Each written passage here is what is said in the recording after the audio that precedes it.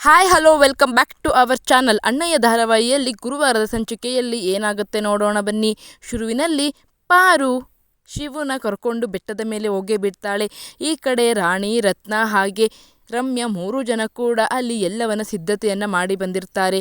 ಈ ಕಡೆ ನಾನು ನಿನಗೆ ಇವತ್ತು ಒಂದು ಇಂಪಾರ್ಟೆಂಟ್ ವಿಷಯನ ಹೇಳಬೇಕು ಮಾವ, ಅದಕ್ಕೋಸ್ಕರ ನಾನು ಇಲ್ಲಿಗೆ ಕರ್ಕೊಂಡು ಬಂದಿದ್ದೀನಿ ಅಂತ ಹೇಳ್ತಾಳೆ. ಆಗ ಶಿವು, ಅಲ್ಲ ಪಾರು, ಇದೇನಿದ್ದು ಮದುವೆ ಮನೆಗೆ ಡೆಕೋರೇಷನ್ ಮಾಡ್ದಂಗೆ ಮಾಡಿದ್ದಾರೆ, ಏನು ಚೆಂದಾಗೈತೆ ಅಲ್ವಾ, ಬಾ ಪಾರು ಅಂತ ಕರ್ಕೊಂಡು ಹೋಗ್ತಾನೆ. ಇತ್ತ ಪಾರು ಕರ್ಕೊಂಡೋಗಿ, ಮಾವ ನಾನು ಇಷ್ಟಪಡ್ತಿರುವಂತಹ ವ್ಯಕ್ತಿಯನ್ನು ತೋರಿಸ್ತೀನಿ ಇವತ್ತು, ಬಾ ಅಂತ ಹೇಳಿ ಇತ್ತ ಪಾರ್ವತಿ ಕರ್ಕೊಂಡು ಬರ್ತಾಳೆ.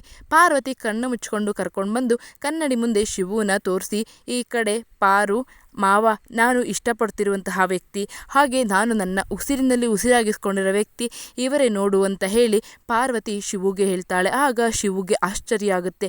ಏನು ಹೇಳ್ತಾ ಇದೆಯಾ ಪಾರು ನೀನು ಅಂತ ಹೇಳಿದಾಗ, ಹ್ಞೂ ಮಾವ, ನಾನು ನಿನ್ನ ತುಂಬಾ ಪ್ರೀತಿಸ್ತಿದ್ದೀನಿ ಮಾವ ಅಂತ ಹೇಳಿದಾಗ ಈ ಕಡೆ ಶಿವು ಜೋರಾಗಿ ನಗಾಡ್ತಾನೆ. ಆಗ ಪಾರ್ವತಿಗೆ ಬೇಜಾರಾಗುತ್ತೆ.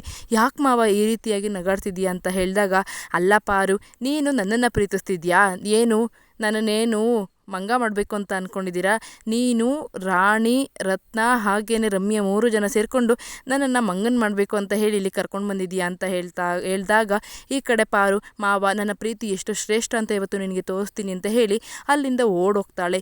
ಇತ್ತ ಪಾರ್ವತಿ ಓಡೋಗೋದನ್ನು ನೋಡಿ ಶಿವ ಕಕ್ಕಬಿಕ್ಕಿಯಾಗಿ ನಿಲ್ತಾನೆ. ಈ ಕಡೆ ಪಾರ್ವತಿ ಓಡಿ ಹೋಗಿ ನದಿಯಲ್ಲಿ ಬಿದ್ದೇ ಬಿಡ್ತಾಳೆ. ಆಗ ಶಿವುಗೆ ಗಾಬರಿಯಾಗಿ ಶಿವು ಕೂಡ ಪಾರ್ವತಿ ಹಿಂದೇನೆ ಓಡ್ತಾನೆ. ಏನಾಯಿತು ಈ ಪಾರುಗೆ, ಪಾರು ಪಾರು ನಿತ್ಕೋ ಪಾರು ನಿತ್ಕೋ ಪಾರು ಅಂತ ಹೇಳಿದ್ರು ಕೂಡ ಪಾರ್ವತಿ ಕೇಳೋದೇ ಇಲ್ಲ. ಈ ಕಡೆ ಹೋಗಿ ಕೆರೆಯಲ್ಲಿ ಬಿದ್ದೇ ಬಿಡ್ತಾಳೆ. ಪಾರು ಕೆರೆಯಲ್ಲಿ ಬಿದ್ದಿದ್ದನ್ನು ನೋಡಿ ಶಿವನು ಹೋಗಿ ಬಿದ್ದು ಪಾರ್ವತಿನ ಕಾಪಾಡಿ, ಅಲ್ಲ ಪಾರು ನಿನಗೆ ಏನಾಗೈತೆ, ತಲೆಗಿಲ್ಲೇನಾದರೂ ಕೆಟ್ಟಿದೆಯಾ, ಯಾಕೆ ಈ ಥರ ಆಡ್ತಿದ್ಯಾ ಪಾರು, ಏನಾಗಿದೆ ನಿನಗೆ ಅಂತ ಹೇಳಿ ಈ ಕಡೆ ಪಾರುನ ಶಿವು ಕಾಪಾಡ್ತಾನೆ. ಆಗ ಮಾವ ನನಗೆ ಪ್ರೀತಿಯಾಗಿದೆ ಮಾವ, ಐ ಲವ್ ಯು ಶಿವು ಮಾವ ಅಂತ ಹೇಳಿ ಜೋರಾಗಿ ಕಿಚ್ಚೋದಕ್ಕೆ ಸ್ಟಾರ್ಟ್ ಮಾಡ್ತಾಳೆ. ನಂತರ ಶಿವುಗೆ ಅದನ್ನು ಕೇಳಿ ಆಶ್ಚರ್ಯ ಆಗಿ ಕಕ್ಕಬಿಕ್ಕಿಯಾಗಿ ಅಲ್ಲೇ ನಿಂತಿರ್ತಾನೆ. ಈ ಕಡೆ ಪಾರ್ವತಿಗೆ ತನ್ನ ಪ್ರೇಮ ನಿವೇದನೆ ಮಾಡಿದ್ದೀನಿ ಅನ್ನೋ ಸಮಾಧಾನ ಇರುತ್ತೆ. ಆದರೆ ಶಿವುಗೆ ಇದೇನಿದು ಈ ರೀತಿಯೆಲ್ಲ ಮಾತಾಡ್ತಿದ್ದಾಳಲ್ಲ, ನಿನಗೆ ಏನಾದರೂ ಆಗಿದೆಯಾ ಪಾರು, ಚೆನ್ನಾಗಿದೆಯಾ ಅಂತ ಇತ್ತ ಶಿವು ಕೇಳ್ತಾನೆ. ಆಗ Parvati I love you Shiva ಮಾವ ಅಂತ ಇನ್ನು ಜೋರಾಗಿ ಕೇಳ್ತಾಳೆ. ಅದನ್ನು ಕೇಳಿದಂತಹ ಶಿವು ಸುಮ್ಮನೆ ನಿಂತ್ಕೊಳ್ತಾನೆ. ನಂತರ ದಿಟ್ವಾ ಪಾರು ಅಂತ ಹೇಳಿ ಅಲ್ಲಿಂದ ಸ್ಟ್ಯಾಚ್ಯೂ ಹೊಡೆದಂತರ ಅಲ್ಲೇ ನಿಂತ್ಕೊಂಡು ಬರ್ತಾನೆ. ಈ ಕಡೆ ಪಾರ್ವತಿನೇ ನದಿಯಿಂದ ಎದ್ದು ಬಂದು TVS ಅಂದರೆ ಸ್ಕೂಟರ್ನ ಸ್ಟಾರ್ಟ್ ಮಾಡಿಕೊಂಡು, ಬಾ ಮಾವ ಕೂತ್ಕೋ ಅಂತ ಹೇಳ್ತಾಳೆ. ನಂತರ ಈ ಕಡೆ ಮನೆಗೆ ಕರ್ಕೊಂಡು ಬರ್ತಾರೆ. ಮನೆಗೆ ಕರ್ಕೊಂಡು ಬಂದ ನಂತರ ಶಿವು ಏನನ್ನೂ ಮಾತಾಡ್ದೇನೆ ಸುಮ್ಮನೆ ಏನೇ ಕೇಳಿದ್ರು ಕೂಡ ದಿಟ್ವಾ ಪಾರು ಅಂತ ಹೇಳ್ತಾ ಇರ್ತಾನೆ. ಈ ಕಡೆ ಅಕ್ಕ ಅತ್ತಿಗೆ ಏನಾಯಿತು ಅಂತ ಹೇಳಿ ಈ ಕಡೆ ರತ್ನ ಮತ್ತು ರಾಣಿ ಕೇಳ್ತಾರೆ. ಆಗ ಅಯ್ಯೋ ಇವ್ರಿಗೇನಾಗಿದೆ, ಅದು ನಾನು ಹೇಳ್ಬಿಟ್ನಲ್ಲ ಅದಕ್ಕೆ ಈ ರೀತಿಯಾಗಿ ಆಡ್ತಿದ್ದಾರೆ ಅಂತ ಪಾರ್ವತಿ ಹೇಳ್ತಾಳೆ. ನಂತರ ಗೋಡಂಬಿ ಮತ್ತು ಇತ್ತ ಇನ್ನೊಬ್ಬ ಬಂದು, ಎಲ್ಲಿ ನಿಮ್ಮ ಅಣ್ಣ ಅಂತ ಕೇಳಿದಾಗ ರಾಣಿ ಮತ್ತು ರತ್ನ ಇಬ್ಬರು ಕೂಡ ಈ ಕಡೆ ತೋರಿಸ್ತಾರೆ. ಶಿವು ಮಾತ್ರ ಯಾರು ಏನೇ ಮಾತಾಡಿದ್ರು ದಿಟ್ವಾ ಅಂತ ಇರ್ತಾನೆ. ಈ ಕಡೆ ಚಳಿ ಜ್ವರ ಬಂದೇ ಬಿಟ್ಟಿರುತ್ತೆ ಶಿವುಗೆ ಪಾರು ಮಾತನ್ನು ಕೇಳಿ. ಇತ್ತ ಎಲ್ಲರೂ ಖುಷಿಯಾಗಿರ್ತಾರೆ. ಹಾಗೆ ಓ ಅಣ್ಣವರು ಅಂಗಡಿಗೆ ಬರಲ್ಲ, ಹಂಗಾದರೆ ಸರಿ ಆಯಿತು ನಾವು ಹೋಗ್ತೀವಿ ಅಂತ ಹೇಳಿಬಿಟ್ಟು ಈ ಕಡೆ ಶಿವುನ ಬಿಟ್ಟು ಇತ್ತ ಗೋಡಂಬಿ ಮತ್ತು ಬಾದಾಮಿ ಇಬ್ಬರು ಕೂಡ ಅಂಗಡಿಗೆ ಹೋಗ್ತಾರೆ.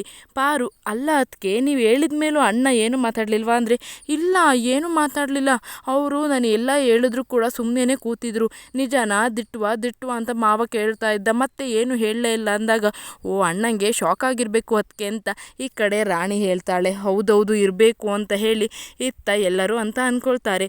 ಮಾರನೇ ದಿನ ಶಿವು ಅಂಗಡಿಗೆ ಹೋಗ್ತಾನೆ. ಅಂಗಡಿಗೆ ಹೋದ್ಮೇಲೆ ಯಾರು ಏನೇ ಕೇಳಿದ್ರು ಕೂಡ ದಿಟ್ವಾ ಅಂತ ಇರ್ತಾನೆ. ಈ ಕಡೆ ಗೋಡಂಬಿ ಬಾದಾಮಿಗೆ ತಲೆ ಕೆಟ್ಟು, ಅಯ್ಯೋ ಈ ಶಿವಣ್ಣಂಗೆ ಏನೋ ಆಗಿಬಿಟ್ಟಿದೆ, ಮೊದಲು ಮನೆ ಕರ್ಕೊಂಡೋಗಿ ಬಿಟ್ಬಿಡೋಣ ಅಂತ ಹೇಳಿ ಮನೆಗೆ ಕರ್ಕೊಂಡು ಬರ್ತಾರೆ. ಆಗ ಪಾರ್ವತಿ ಓಡಿ ಬಂದು, ಏನಾಯಿತು, ಯಾಕೆ ಇವ್ರನ್ನ ಕರ್ಕೊಂಡು ಬಂದಿದ್ದೀರಾ ಅಂದಾಗ, ಅಯ್ಯೋ ಅದಕ್ಕೆ ಅಂಗಡಿಲಿ ಯಾರು ಏನೇ ಕೇಳಿದ್ರು ಸಕ್ಕರೆ ಬೇಕು ಕೊಡಿ ಅಂದರೆ ದಿಟ್ವಾ ಅಂತ ಕೇಳ್ತಾನೆ. ಈ ಕಡೆ ಒಗ್ಗರಣೆ ಒತ್ತೋಯ್ತೈತೆ ಬೆಳ್ಳುಳ್ಳಿ ಕೊಡೋಣ ಅಂತ ಅಂದರೆ ದಿಟ್ವಾ ಅಂತ ಕೇಳ್ತಾನೆ. ಏನೋ ಆಗ್ಬಿಟ್ಟಿದೆ ಅದಕ್ಕೆ ನಮ್ಮ ಶಿವಣ್ಣನ ಬೇಗ ಸರಿ ಮಾಡಿ ಅಂಗಡಿ ಕಳಿಸಿ, ನಮಗೆ ಶಿವಣ್ಣನ ಈ ಪರಿಸ್ಥಿತಿಯಲ್ಲಿ ನೋಡೋದಕ್ಕೆ ಆಗ್ತಾಯಿಲ್ಲ, ಹಾಗೆ ನೋಡಿಕೊಂಡು ಇರೋದಕ್ಕೂ ಆಗ್ತಾಯಿಲ್ಲ, ಅದಕ್ಕೆ ಏನಾದರೂ ಮಾಡಿ ಅಣ್ಣನ ಸರಿ ಮಾಡಿ ಅದಕ್ಕೆ ಅಂತ ಈ ಕಡೆ ಹೇಳ್ತಾರೆ. ಆಗ ಪಾರ್ವತಿ ಹೌದಾ, ನಮ್ಮ ಶಿವಮಾವನ್ನ ನಾನೇನೆ ಸರಿ ಮಾಡ್ತೀನಿ ಅಂತ ಹೇಳ್ತಾಳೆ. ನಂತರ ರಾಣಿ ಮತ್ತು ರತ್ನ ಇಬ್ಬರು ಕೂಡ ತುಂಬಾ ಖುಷಿಯಾಗಿ ಇರ್ತಾರೆ.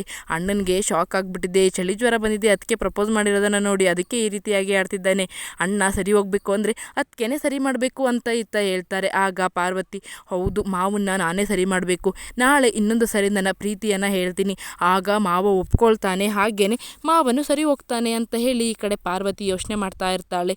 ನಾಳೆ ಎಲ್ಲನೂ ಹೇಳ್ಬಿಡ್ತೀನಿ ಮಾವಂಗೆ, ನನ್ನ ಮನಸ್ಸಲ್ಲಿರೋದನ್ನೇ ಹೇಳಿದ್ರೆ ನನಗೂ ಸಮಾಧಾನ ಆಗುತ್ತೆ, ಮಾವನು ಸರಿ ಹೋಗ್ತಾನೆ ಅಂತ ಹೇಳಿ ಈ ಕಡೆ ಪಾರ್ವತಿ ಯೋಚನೆಯನ್ನು ಮಾಡ್ತಿರ್ತಾಳೆ.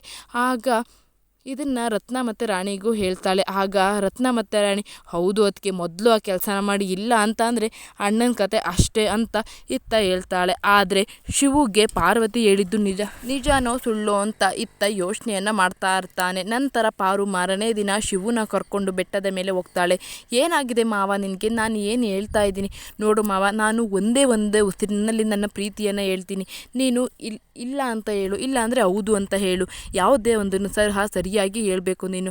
ನೋಡು ಮಾವ, ನಾನು ನಿನಗೆ ಹೆಂಡತಿಯಾಗಿ ನಿನ್ನ ಜೊತೆಯಲ್ಲಿ ಇರ್ತೀನಿ, ಹಾಗೆ ನಿನ್ನ ಮಕ್ಕಳಿಗೆ ತಾಯಿಯಾಗಿರ್ತೀನಿ, ಒಳ್ಳೆ ತಾಯಿಯಾಗಿ ಮಕ್ಕಳನ್ನು ಸಾಕ್ತೀನಿ, ನಿನ್ನ ತಂಗಿಯರಿಗೆಲ್ಲರಿಗೂ ಕೂಡ ಒಳ್ಳೆ ಅತ್ತಿಗೆ ಆಗಿ ಹಾಗೆ ತಾಯಿ ಪ್ರೀತಿಯನ್ನು ಕೊಟ್ಟು ನಿನ್ನ ತಂಗಿಯರನ್ನು ನೋಡ್ಕೊಳ್ತೀನಿ, ಹಾಗೆ ನಿನ್ನನ್ನು ಪ್ರೀತಿಸ್ತೀನಿ, ನಿನ್ನನ್ನು ಗೌರವಿಸ್ತೀನಿ, ಹಾಗೆ ನಿನ್ನನ್ನು ಬಿಟ್ಟು ಯಾವತ್ತೂ ಹೋಗಲ್ಲ, ನಿನ್ನ ಕಷ್ಟ ಸುಖದಲ್ಲಿ ಎಲ್ಲದರಲ್ಲೂ ನಾನು ಭಾಗಿಯಾಗ್ತೀನಿ, ಪ್ರತಿಯೊಬ್ಬರು ಮದುವೆನೂ ಸಹ ನಾನು ನೀನು ಸೇರಿ ಇಬ್ಬರು ಮಾಡೋಣ, ನಿನ್ನ ತಂಗಿಯರ ಜೀವನವನ್ನು ನೀಟಾಗಿ ಸೆಟಲ್ ಮಾಡಿ ನಾವು ಮಗುನ ಮಾಡ್ಕೊಳ್ಳೋಣ ಮಾವ, ನಿನ್ನ ಮಕ್ಕಳಿಗೆ ನಾನು ಒಳ್ಳೆ ತಾಯಿ ಆಗ್ತೀನಿ, ಹಾಗೆ ನಿನಗೆ ಒಬ್ಬ ಒಳ್ಳೆ ಹೆಂಡತಿಯಾಗಿ ನಿನ್ನ ಮನೇನ ದೇವರ ಮನೆ ಥರ ನಾನು ಜೋಪಾನವಾಗಿ ನೋಡ್ಕೊಳ್ತೀನಿ ಮಾವ, ನೀನು ನನ್ನನ್ನು ಒಪ್ಕೋ, ಇಲ್ಲ ಅಂತ ಅಂದರೆ ಇಲ್ಲ ಅಂತ ಹೇಳು, ನೀನು ಒಪ್ಕೊಂಡ್ರೆ ಒಳ್ಳೆ ಹೆಂಡತಿಯಾಗಿ ನಿನ್ನ ಜೊತೆ ಸದಾ ಬರ್ತೀನಿ ಮಾವ, ಇಲ್ಲ ಅಂತ ಅಂದರೆ ನಾನು ಹೀಗೆ ಇದ್ಬಿಡ್ತೀನಿ ಮಾವ, ಯಾವುದನ್ನಾರು ಸರಿ ನೀನು ಕರೆಕ್ಟಾಗಿ ಹೇಳು ಮಾವ, ನಾನು ನಿನಗೆ ಒಳ್ಳೆ ಹೆಂಡತಿಯಾಗಿ ಖಂಡಿತವಾಗ್ಲೂ ಇರ್ತೀನಿ ಮಾವ, ದಯವಿಟ್ಟು ನನಗೆ ಏನಾದರೂ ಒಂದು ಹೇಳು ಮಾವ ಅಂತ ಪಾರು ಹೇಳ್ತಾಳೆ. ಆಗ ಶಿವು ಅಯ್ಯೋ ನಿಲ್ಸು ಪಾರು, ನೀನು ಇದೆಲ್ಲ ಹೇಳ್ತಿರೋದು ದಿಟ್ಟುವ ಪಾರು ಅಂದಾಗ ಅಯ್ಯೋ ಮಾವ, ನಾನು ನಿಜನೇ ಹೇಳ್ತಾ ಇದ್ದೀನಿ, ನಿಜವಾಗ್ಲೂ ಸಹ ನಾನು ನಿನಗೆ ಒಳ್ಳೆ ಹೆಂಡತಿಯಾಗಿ ನಿನ್ನ ಪ್ರೀತಿಸ್ತೀನಿ, ಹಾಗೆ ನಿನ್ನ ಮಕ್ಕಳಿಗೆ ತಾಯಿ ಆಗ್ತೀನಿ ಮಾವ, ಹಾಗೆ ನಿನ್ನ ತಂಗಿಯರೆಲ್ಲರನ್ನು ನನ್ನ ತಂಗಿಯರ ಥರ ಒಳ್ಳೆ ಅತ್ತಿಗೆಯಾಗಿ ಒಳ್ಳೆ ತಾಯಿಯ ಸ್ಥಾನದಲ್ಲಿ ನೋಡ್ಕೊಳ್ತೀನಿ ಮಾವ, ನನ್ನನ್ನು ನಂಬು ಅಂದಾಗ ಹೌದಾ ದಿಟ್ಟುವ ಪಾರು ಅಂತ ಹೇಳಿ ಪಾರು ಖುಷಿ ಆಗ್ತಾನೆ. ಇನ್ನು ಮುಂದೆ ಶಿವು ಮತ್ತು ಪಾರ್ವತಿ ಪ್ರೇಮಾರಂಭ ಹಾಗೆ ಪ್ರೀತಿ ಶುರುವಾಗುತ್ತೆ ಅಂತಲೇ ಹೇಳ್ಬೋದು. ಪಾರ್ವತಿಯನ್ನು ಶಿವು ಖಂಡಿತವಾಗ್ಲೂ ಒಪ್ತಾನೆ.